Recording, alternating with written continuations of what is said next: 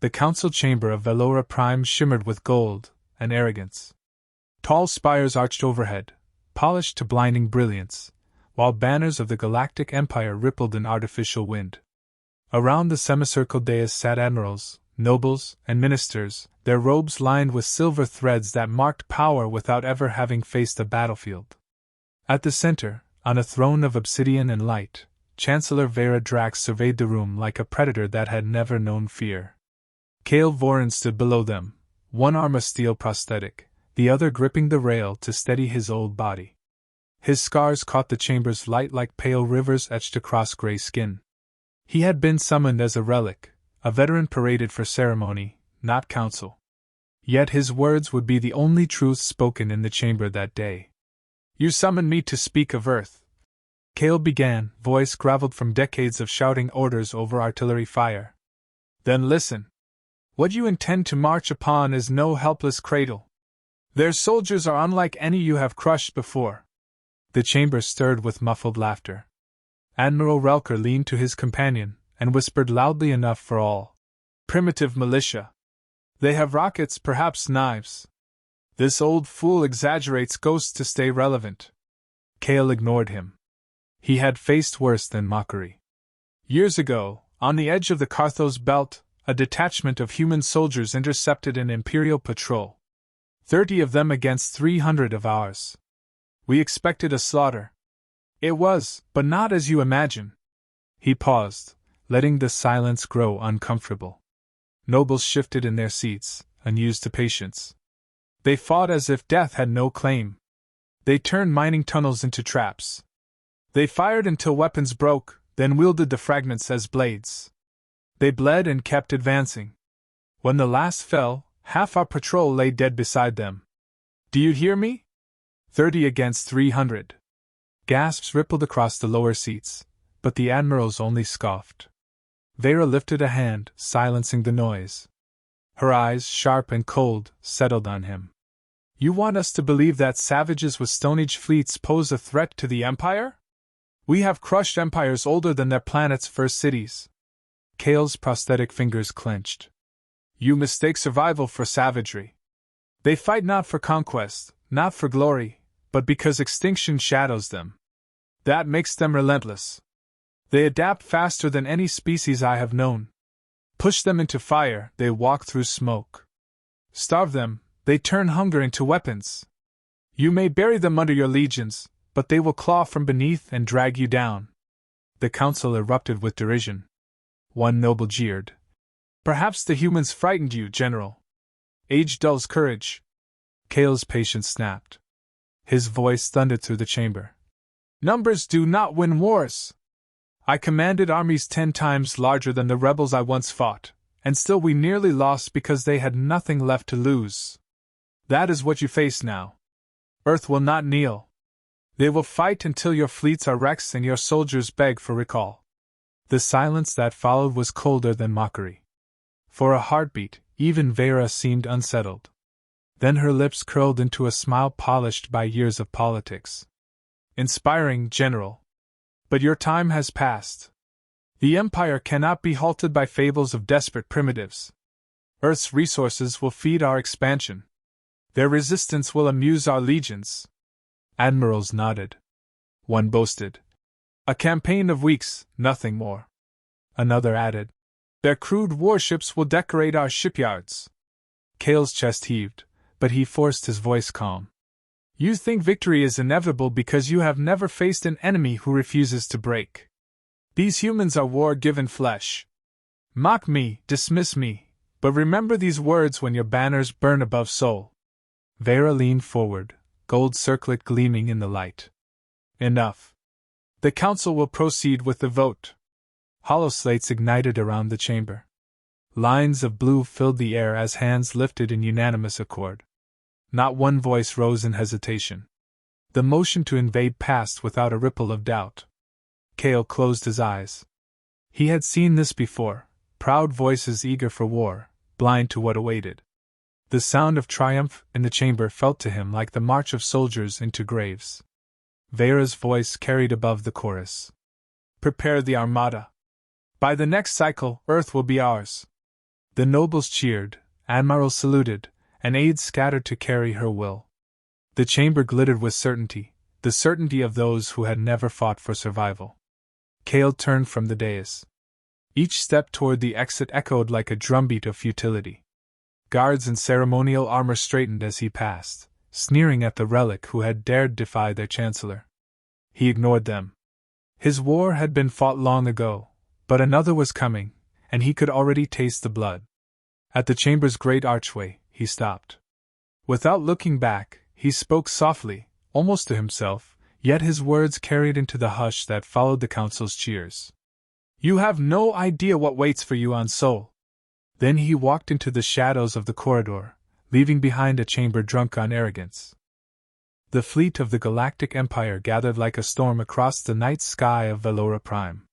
Dozens of colossal dreadnoughts slid into alignment, their silver hulls gleaming with reflected starlight.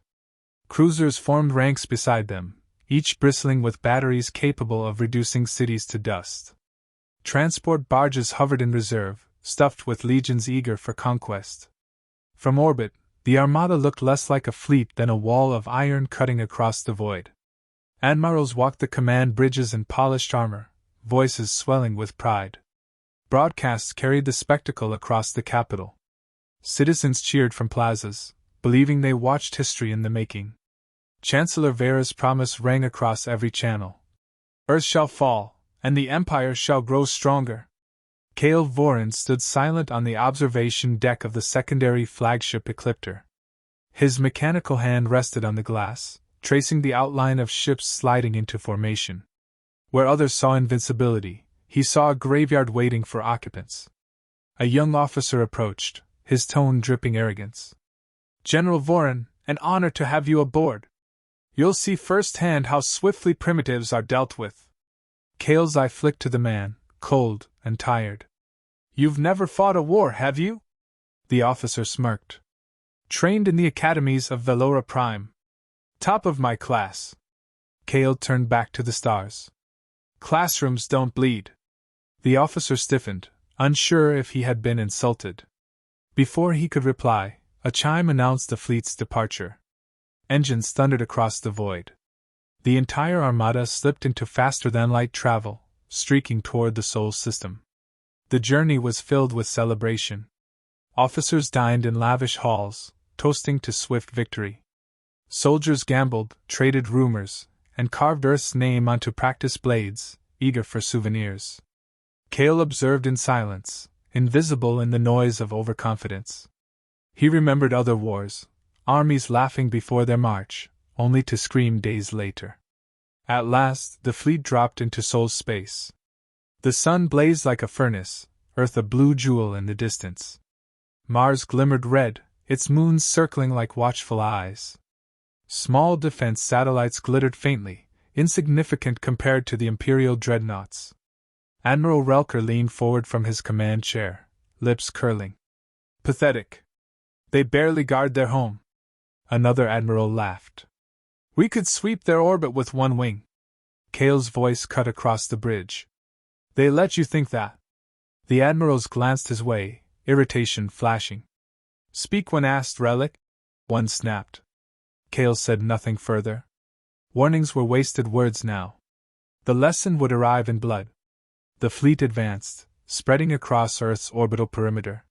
Human ships rose to meet them, small craft, mismatched hulls, old weapons glowing weakly. To Imperial eyes, they looked like insects crawling to slaughter. "Signal them to surrender," Relker ordered. A transmission flared on the comms. A human voice, firm and steady, carried through static. "This is Sol Defense Command. Leave now, or fight for every meter of space you enter." Laughter erupted across the bridge. "Fight? With those toys?" Relker sneered. "Crush them." Imperial cannons lit the void, searing streaks of energy cutting toward the fragile human fleet. For a moment, destruction seemed certain. Then the trap sprang. Asteroids seeded with explosives erupted in the midst of Imperial formations. Mines hidden in orbital debris ignited, shredding cruisers from within. Entire wings of fighters vanished in fireballs before they could fire a shot. Kale watched the chaos without surprise. They knew you'd underestimate them. Human ships darted through the wreckage, using debris fields as cover. Their weapons were crude but aimed with deadly precision. Engines flared, closing gaps too narrow for larger Imperial vessels. Boarding pods slammed into cruisers. Within minutes, human soldiers stormed corridors, shotguns barking, blades flashing. Their movements were vicious, uncoordinated by Imperial standards, yet impossible to predict. They fought with brutal speed, ignoring wounds, pressing forward until their enemies broke. On the Ecliptor, alarms shrieked as reports poured in. Deck 17 lost. Cruiser Carthes breached. Marines overwhelmed. Officers shouted over one another, panic bleeding into their voices. Relker slammed a fist onto the command table. Savages! They dare invade Imperial ships? Kale's voice was calm. Not savages.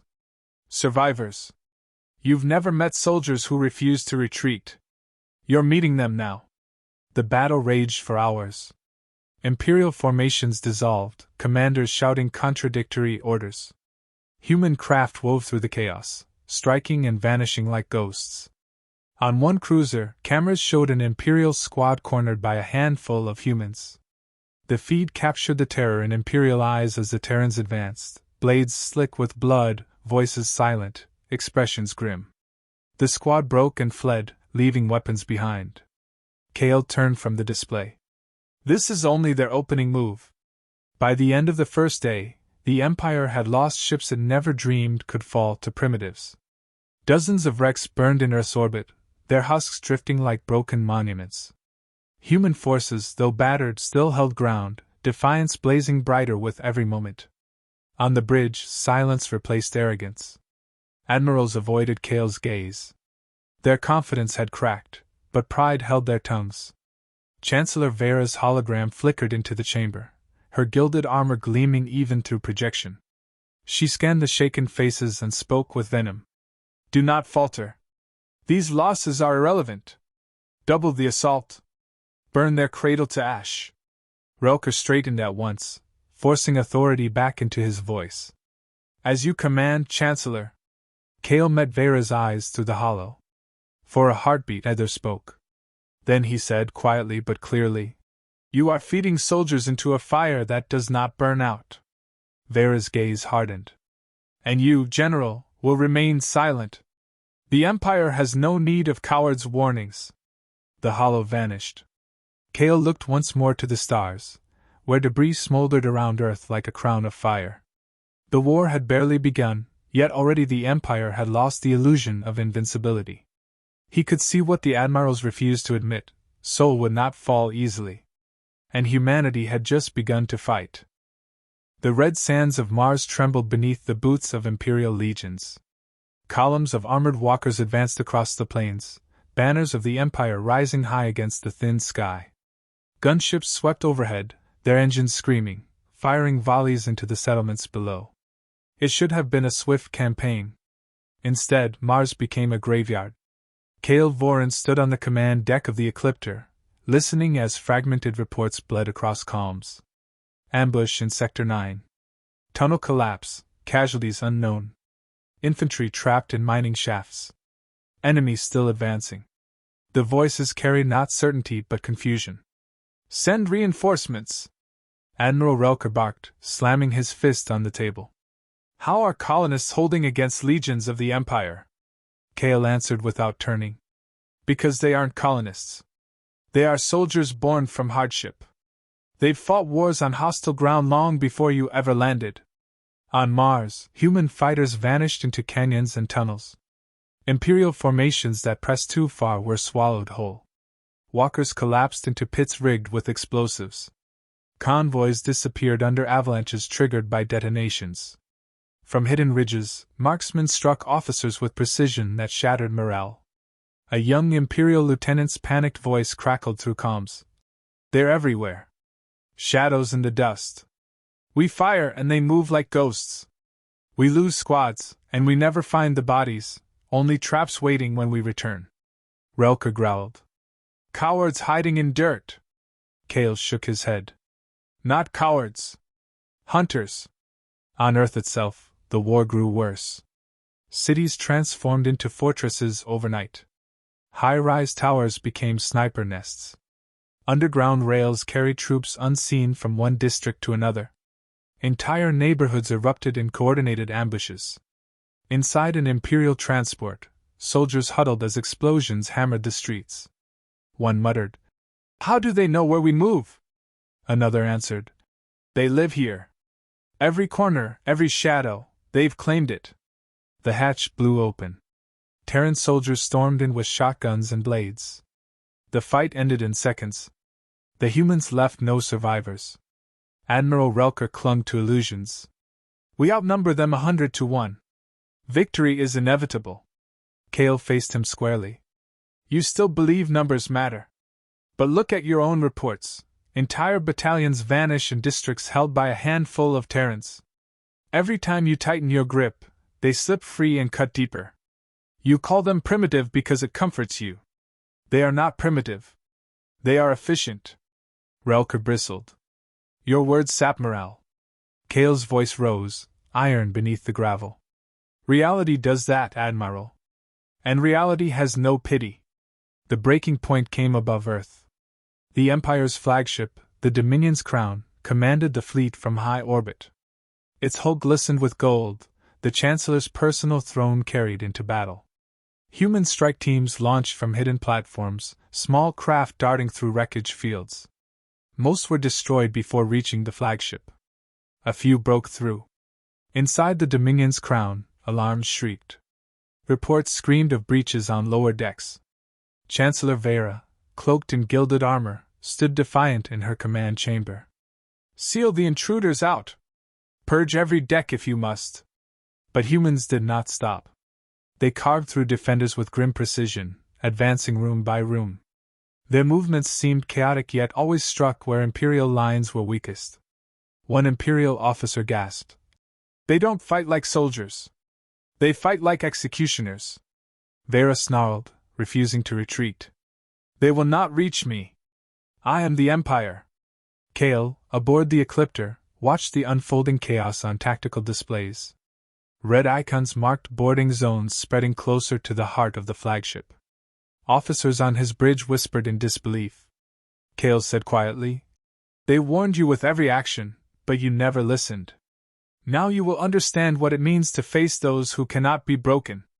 The final assault came swift. Human commandos stormed the central chamber of the Dominion's Crown. Gunfire roared, blades clashed against steel. Imperial guards fell one by one, overwhelmed by enemies who refused to yield.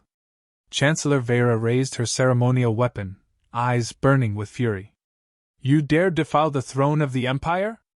A human soldier, face hidden behind a scarred helmet, leveled his rifle. "We dare survive." The shot cracked. Vera staggered, gold armor shattering. The broadcast of her fall spread across every Imperial channel, carried unintentionally by the flagship's own systems. Across the galaxy, the vision of the untouchable Chancellor dying in her throne room became a signal stronger than any speech. Silence filled the Ecliptor's command deck. Admirals stared at the display, faces pale. The myth of Empire's invincibility had just burned away. Kale broke the silence. "You mocked them as savages. You called them primitive. Now you see the truth. They will not kneel. They will hunt you until your legions remember fear." Relker collapsed into his chair, trembling. What happens now?" Kale looked to the burning wreck of the flagship, drifting in Earth's orbit. "Now the Empire learns it is not eternal."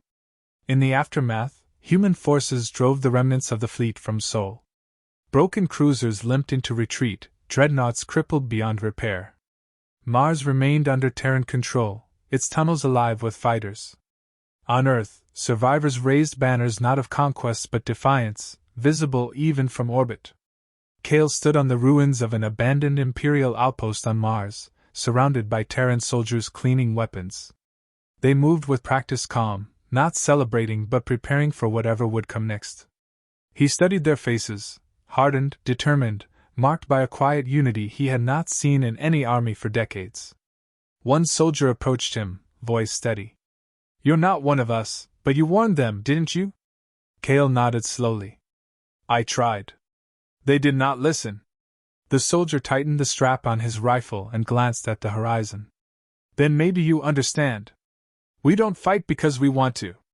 We fight because if we stop, we cease to exist. Cale looked across the Martian plain, red dust swirling in the fading light. He felt the weight of his years, but also a flicker of something he thought long dead, respect. They laughed at the thought of war with your kind, he murmured. They believed you weak. But I have seen the truth. The humans have arrived, and war has returned to the stars. The Terran soldier said nothing. He simply nodded once, then turned back to his unit. Cale remained, staring at the shattered sky where wreckage drifted like monuments. The Empire's arrogance had forged its ruin. And humanity, fierce and unbroken, stood ready to shape the future with fire.